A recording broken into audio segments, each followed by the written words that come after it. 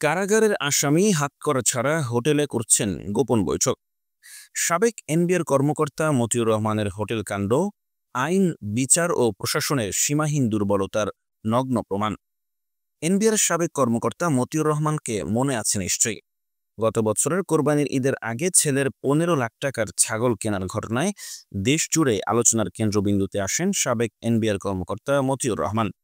দুর্নীতির মামলায় গ্রেফতারের পরও এবার নতুন করে তিনি আলোচনায়।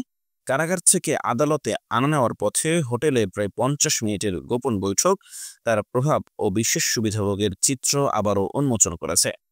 গত 12 আগস্ট কিশোরগঞ্জ কারাগার থেকে মতিউর রহমানকে আদালতে শুনানির জন্য ঢাকায় নিয়ে আসা হয়।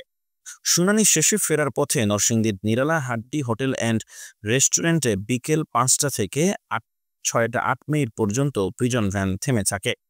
সিসিটিভি ফুটেজ যাচাই করে নিশ্চিত হওয়া গেছে, মতিউরকে হাতকড়া ছাড়াই ভ্যান থেকে নামানো হয় এবং প্রিজন ভ্যানের সাথে থাকা পুলিশের এসকর্ট গাড়ির সদস্যরাও বাইরে অবস্থান করেন।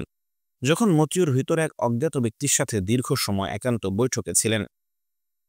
3জন ঊর্ধ্বতন পুলিশ কর্মকর্তার সঙ্গে কথা বলে জানা গেছে, কোনোভাবেই এমন অননুমোদিত বিরতি অনুমোদিত নয়।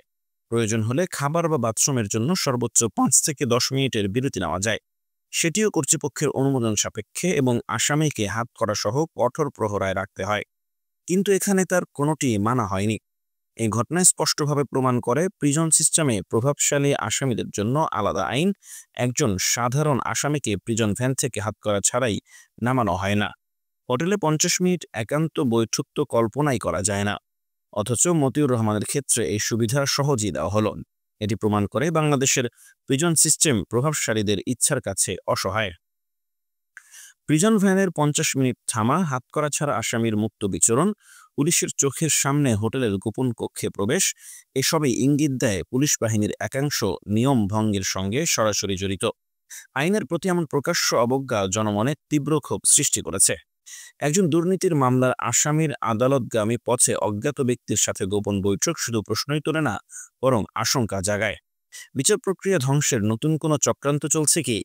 এটি বিচার ব্যবস্থার প্রতি সাধারণ মানুষের আস্থাকে মারাত্মকভাবে ক্ষতিগ্রস্ত করছে।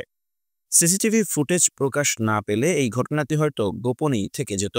এটি দেখিয়ে দিয়েছে প্রশাসনের কর্মকর্তাদের পর্যাপ্ত তদারকি নেই, কোনো কার্যকর জবাবদিহি ব্যবস্থা নেই, এবং প্রভাবশালীদের ক্ষেত্রে নিয়ম প্রায় অকার্যকর।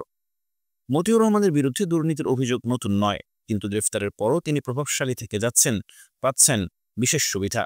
আইন তার ক্ষেত্রে শিথিল। এটি দেখায় বাংলাদেশের দুর্নীতি দমন কেবল কাগজে কলমে, বাস্তবে প্রভাবশালী দুর্নীতিবাজদের হাতের নাগাল অটুট। প্রশ্ন উত্তর কে দেবে? কেন অনুমোদন ছাড়া 50 মিনিট প্রিজন ভ্যান থামানো হলো? কার অনুমতিতে মতিউরের গোপন বৈঠকের ব্যবস্থা করা হলো? সেই সাদা টি শার্ট পরিহিত অজ্ঞাত ব্যক্তিকে?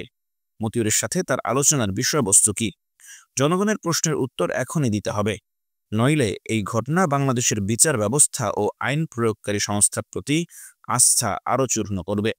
মতিউর রহমানের এই হোটেল কাণ্ড শুধু একটি ঘটনার বিবরণ নয়, এটি বাংলাদেশের আইন, প্রশাসন ও বিচার ব্যবস্থার নৈতিক দুর্বলতা এবং প্রভাবশালী আসামিদের প্রতি বিশেষ সুবিধা প্রদানের সংস্কৃতির নগ্ন প্রমাণ।